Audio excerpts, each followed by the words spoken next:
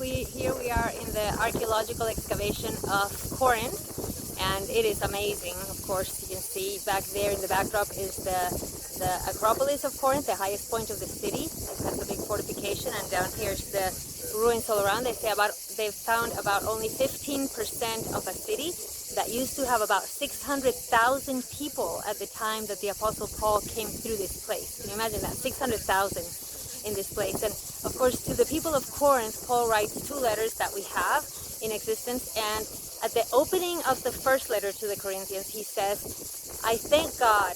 He says, thank God, I only baptized 2 from Corinth. So now no one can say that in my name I baptized others. For the Anointed One has sent me on a mission, not to see how many I could baptize, but to proclaim the good news. This is in 1 Corinthians 1:14 and 17. What's amazing to me about this, well, there's so many things we could derive from that. First, Paul is making an apology saying, I was not sent to baptize, I was sent on another mission, which is sort of strange because we would think that Jesus commanded all of us to go make disciples and baptize them. But that would be a different discussion. What I see here very interestingly is that Paul, in the letters to the Corinthians, is reminding them that we are one body, but with many members, and we all have a part to play.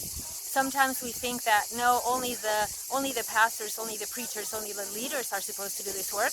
Paul said, no, that's not my job. It's your job to do that. We all have a part to play. So we can each understand what is the mission that the Lord has given us. And when we all come together and each do our part in the mission, then the world will be reached with the gospel of Jesus Christ. So what is your mission? What is your part in the mission? It doesn't excuse you from doing other parts. Obviously, we do whatever the Lord instructs us to do.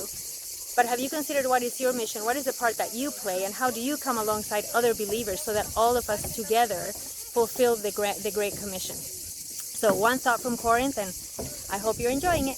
Love you. Blessings. Bye-bye.